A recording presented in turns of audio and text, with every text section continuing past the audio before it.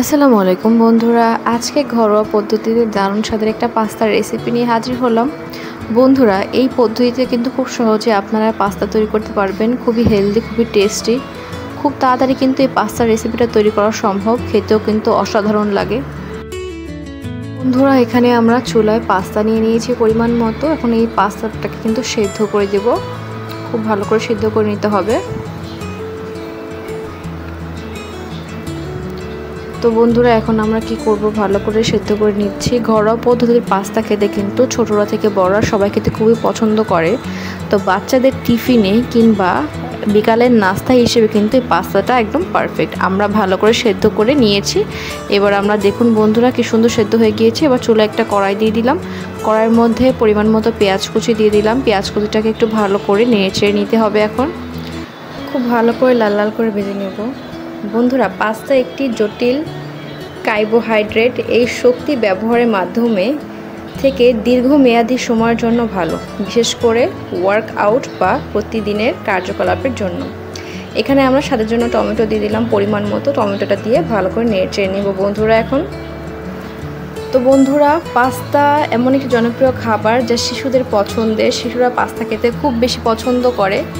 তাছাড়া ইটালিতে কিন্তু পাস্তা অনেক বেশি জনপ্রিয়, আপনারা কি জানেন? তো বন্ধুরা, এবার স্বাদ অনুযায়ী কাঁচা মরিচ কুচিগুলো দিয়ে দিলাম ভিতরে। এইভাবে পাস্তা রান্না করলে আমাদের বাসার সবাই খেতে খুব পছন্দ করে। শুধু ছোটরা না, ছোট বড় সবাইরাই কিন্তু এই টাইপের পাস্তা খেতে অনেক বেশি পছন্দ করে। বন্ধুরা, খুব ভালো করে একটু নেড়ে নিচ্ছি। হালকা হালকা করে ভেজে নিব টমেটোর সাথে কাঁচামরিচ আর পেঁয়াজগুলো। তো বন্ধুরা, গবেষণার কাজে একটি জরিপ করা চালায়, যেখানে দেখা যায় 86% বা 76% মানুষই উত্তর দিয়েছে পাস্তা খেলে তাদের একটু বেশি আনন্দ লাভ করে। তবে এবার স্বাদ অনুযায়ী আমরা একটু দিয়ে দিলাম ডিমটা আপনারা আপনাদের টেস্ট অনুযায়ী দিয়ে দেবেন। আমরা এখানে একটি বা দুটি ডিম দিয়ে দিলাম। ডিমটা দিয়ে ভালো করে টমেটোর সাথে এখন মিক্স করে নিচ্ছি। খুব সুন্দর একটা ফ্লেভার আসতেছে। আর এভাবে কিন্তু পাস্তাটা রান্না করলেও খেতে অনেক বেশি ভালো লাগে। তো সেই জরিপে দেখা গিয়েছে, তবে অনেকেই বলেন পাস্তা খেলে তারা নাকি একটু বেশি আনন্দ লাভ করে।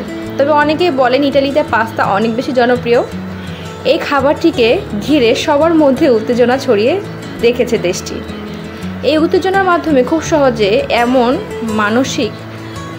মানসিক ভাবনার গবেষণা করা যায় যে যেতে পারে পৃথিবীতে যে কোনো প্রান্তে সব খাবারের ক্ষেত্রে এমন একটা মনে হয়। তবে পাস্তা প্রতি সবার যে আগ্রহ থেকে, সবার প্রতি একটা অস্বাভাবিক একটা আগ্রহ দেখা যায়। পাস্তা খেলে সবাই অনেক বেশি আনন্দিত হয়। এইটা ইটালির গবেষকরা বের করেছেন। তো এবার আমরা দিয়ে দিলাম হচ্ছে লবণটা দিয়ে একটু ভালো করে নেড়ে নিচ্ছি। এভাবে পাস্তাটা খেতেও কিন্তু অনেক ভালো লাগে, অনেক বেশি টেস্টি লাগে। তো বন্ধুরা, পাস্তার ইতিহাস সম্পর্কে জেনে আপনাদের কাছে কেমন লাগলো? পাস্তা কিন্তু খেলে বড়রা ছোটরা, যে কারো বাচ্চা বলেন বুড়ো বলেন, সবারই কিন্তু মনের মধ্যে একটা অন্যরকম শান্তি আসে। তো বন্ধুরা, চটজলদি খাবার হিসেবে পিৎজা পাস্তা অনেকেই বেশ পছন্দ করেন, তবে সব সময় কিনে খাওয়া সম্ভব হয় না। তো আমরা এখন ভেতরে সেদ্ধ করা পাস্তাগুলো দিয়ে দিলাম। দিয়ে একটু খুব ভালো করে নেড়ে নিচ্ছি। তো সবসময় যেহেতু পিৎজা বা পাস্তা কিনে খাওয়া সম্ভব না, তাই এটা বাড়িতে বানিয়ে নেওয়াটা কিন্তু বেস্ট। আর যদি এভাবে ঘরোয়া উপকরণ দিয়ে বাড়িতে এভাবে মজাদার পাস্তা তৈরি করে খান, সেটা কিন্তু খেতে অনেক বেশি মজা লাগে বন্ধুরা। তো বন্ধুরা, এভাবে খুব ভালো করে নেড়ে নিচ্ছি। দেখুন পাস্তাটা কিন্তু অনেকটা হয়ে গিয়েছে প্রায়। ভালো করে একটু নেড়ে নিতে হবে। এখন কালারটাও কিন্তু সুন্দর আসছে, সুন্দর একটা ফ্লেভারও চলে আসছে সাথে। বন্ধুরা, কিছুক্ষণ এভাবেই কিন্তু আমরা নেড়ে নিতে হবে 5-6 মিনিট ধরে। তা আমরা এখানে স্বাদের জন্য দিয়ে দিলাম একটু চিলি ফ্লেক্স, যাতে খুব সুন্দর একটা ফ্লেভার আসে আর স্বাদটাও কিন্তু খুব ভালো লাগে। বিশ্বাস করুন বন্ধুরা, আমার যখন বেড়ার মনটা খারাপ হয় না, কোনো কিছু খেতে ইচ্ছা করে না, তো বন্ধুরা এভাবে খুব ভালো করে নেব। দেখুন কি সুন্দর একটা কালার চলে আসছে আর ফ্লেভারটাও কিন্তু অসাধারণ।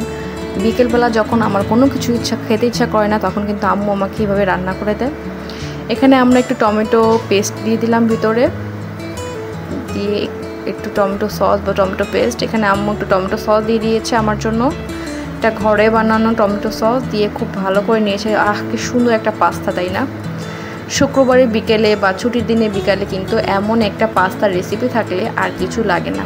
আপনাদের কাছে কেমন লেগেছে বন্ধুরা অবশ্যই কমেন্টে জানাবেন। আর যারা এখন চ্যানেলটাকে সাবস্ক্রাইব করে দেননি, তারা প্লিজ চ্যানেলটাকে সাবস্ক্রাইব করে দেবেন। এমন নিত্য নতুন মজাদার রেসিপি পেতে আমাদের চ্যানেলের পাশে থাকবেন বন্ধুরা। আল্লাহ হাফেজ সবাইকে।